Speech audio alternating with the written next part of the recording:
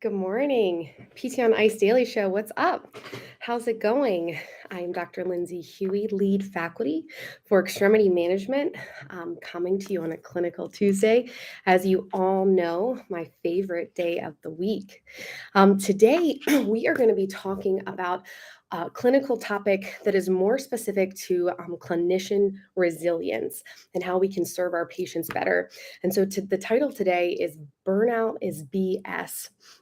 And so I briefly want to define the problem of burnout for us today. Um, and we've had other ICE faculty like Megan Daly, Jeff Moore, Julie Brower really speak to this space and provide some really great strategies. And I'll link those podcasts into this talk. But what I really want to challenge us today is more to redefine and reframe burnout. But before I dive into that, I'd love to tell you about some courses that Marky and I have coming up. There is only one last shot to see us, and that is this year in 2022, November 19th and 20th in Candler, North Carolina. Should be a blast. And then we have a host of courses in January. So start signing up now. We cannot wait to see you in 2023. January 14th. I will be at Onward Philly. That will be a blast. So join us then, 14th and 15th. And then Mark, he will be in Maplewood, Minnesota. And then we have two more other chances in January 21st, 22nd in Ohio, and then the 28th and 29th in St. Augustine, Florida. I'll be there in the warm weather. So there are 4 opportunities to really start your new year off wonderfully. So I can't wait to see you. And for those that are on, can you hear me okay on Instagram? I see some familiar faces out there. All right, good. I think I saw some waves. All right. So let's dive into a topic I've been really thinking about for quite a bit of time. So, number one, the biggest problem I see right now in healthcare, and in particular in PTs, because we are spending a lot of time serving and caring for others, is the increasing amounts of clinicians, both new and old, plagued by burnout. And so let's first define, what the medical community or what society says about burnout. And then I would love to spend most of the time suggesting a reframe to really end this prolific state that we're in. So, burnout is defined as a special type of work related stress. It's a state of physical or emotional exhaustion that also involves a sense of reduced accomplishment or loss of personal identity. It is not a medical diagnosis, but this is how Mayo Clinic would define it, right? A renowned healthcare system. It is associated with a host of feelings like chronic fatigue, insomnia, forgetfulness, headaches, chest pain, increased illness, loss of appetite, cynicism, increased irritability, all associated with feelings of being burnout. Some risk factors that we see associated with such feelings are heavy workload, long work hours, a struggle with work life balance. Usually, it is associated with a helping profession, such as ours in physical therapy, and you just feel like you have little or no control over your work. Some consequences of job burnout. You start having stress, excessive stress and fatigue, and things that we kind of already said, insomnia, but then also sadness. You can start being angry or short with your family, alcohol or substance misuse or overuse, heart disease, high blood pressure, high or type 2 diabetes, and then just vulnerability to illness in general. And team, damn, does that sound like metabolic disease? And we are having this more and more in our profession. How can we help people if we're claiming burnout? If we are having chronic fatigue, insomnia, forgetfulness, increased illness, loss of appetite? These are all feelings and states of being that are totally real experiences that I'm sure people that are listening right now, that we've all experienced at one time or another, maybe all of them together. And me bringing up burnout and trying to reframe it in no way negates your feelings or experiences that anyone that's listening has had. And we are human, right? We all have feelings like this. And brokenness and suffering are a part of being human. It's a part of humanity. What I want to bring to light today is another way to think about these feelings of tiredness, fatigue, anxiety, restlessness, um, discontent, right? Each of these feelings are states of being, right? They each carry energy. And I don't want to call them good or bad. I think we typically associate it with being negative, right? Can we transform this energy without a label, right, of good or bad? Can we resist the temptation to label those feelings as burnout and transform it into something different? I always like to think about energy, right? If we think about law of thermodynamics, energy can neither be created or destroyed. It can only be transformed and channeled. Can we reframe and think of these feelings associated with burnout as normal feelings to discontent and malalignment with what is most important to us as a human? Feelings of burnout demonstrate our circumstances are not aligned with our values, whether it's too many hours, right, away from home, too much work brought home, notes, everyone loves doing notes, not feeling like you're providing quality care because you're so busy, or maybe you have all of the above going on. And yes, that takes away some things that might be important to you, right? Like family time, workout time, relaxing time, vacation time. But I really think it's bigger, this idea of burnout.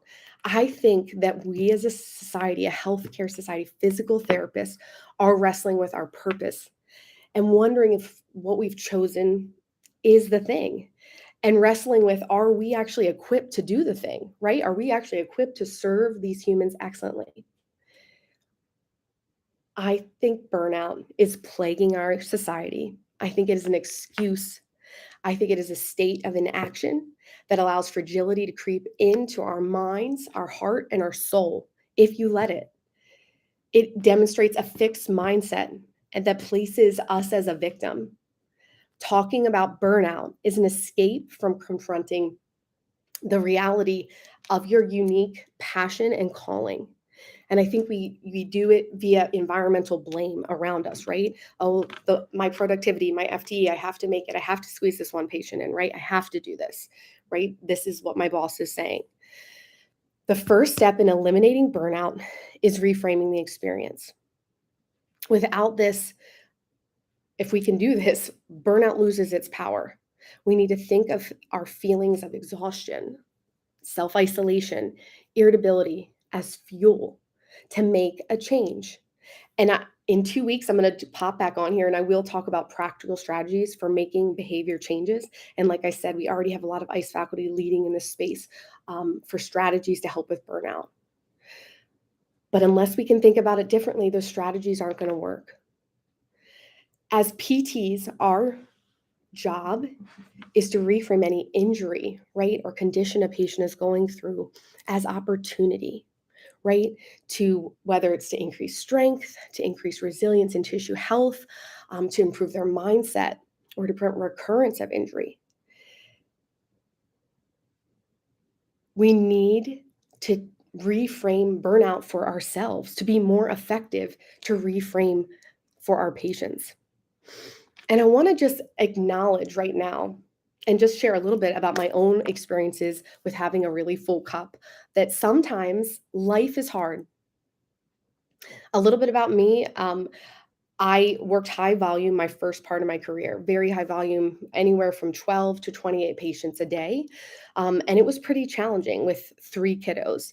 I knew at that job, 3 years into the 6.5 years I was there, that I needed a change. But I also had bills to pay and I also had 3 little kiddos. I worked 12-hour days. And I knew I had some discontent on board. I knew this wasn't where I belonged. I knew that I could bring more excellent care. So I made steps to change it over time to work towards opening my own practice and elevating my clinical expertise. I knew practicing in that high volume wasn't for me, but I also knew I could make an impact while I was still there. I made steps to change my clinical expertise by pursuing fellowship with EIM. So alongside of my job, I also spent time on weekends learning how to elevate my clinical practice. And I spent time after work reading articles, writing papers to elevate my practice. And then I joined up ICE to further elevate my fitness mindset and authentic self. More on that in a couple weeks. But I made sure that I was learning along the way. And I also made sure that I did the best I could in my current situation.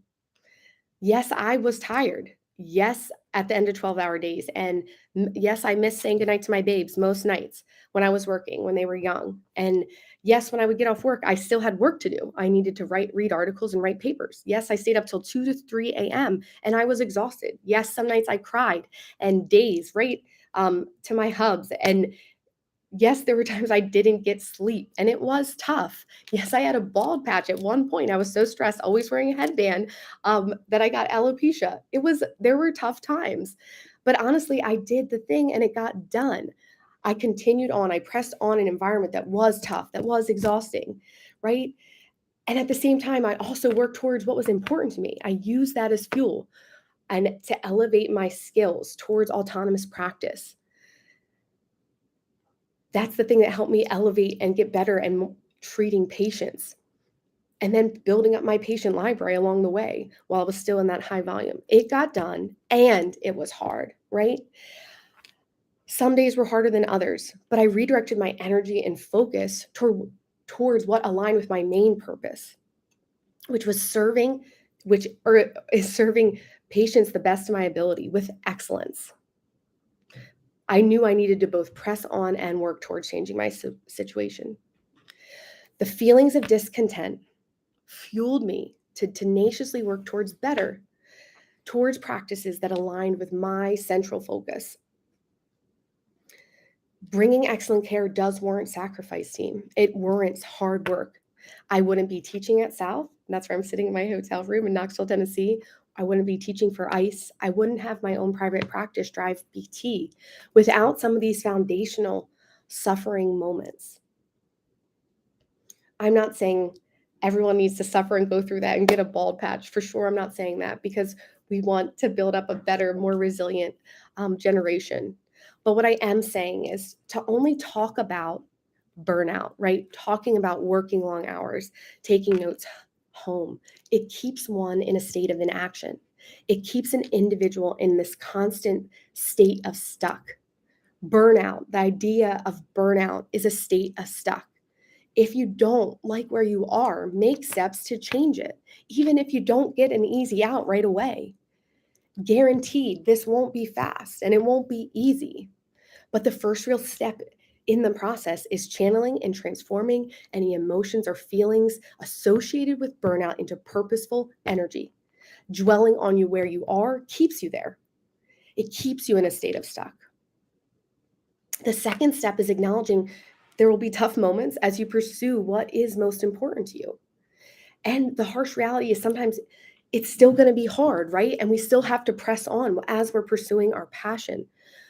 For me, that was excellence in clinical care to serve patients well. And I'll tell you, that's actually morphed. My passion now is teaching PTs and DPTs how to serve patients excellently and to the best of their ability. And that's why I think this message is so important, right? Because I think a lot of people don't want to talk about the grind. The grind is the thing.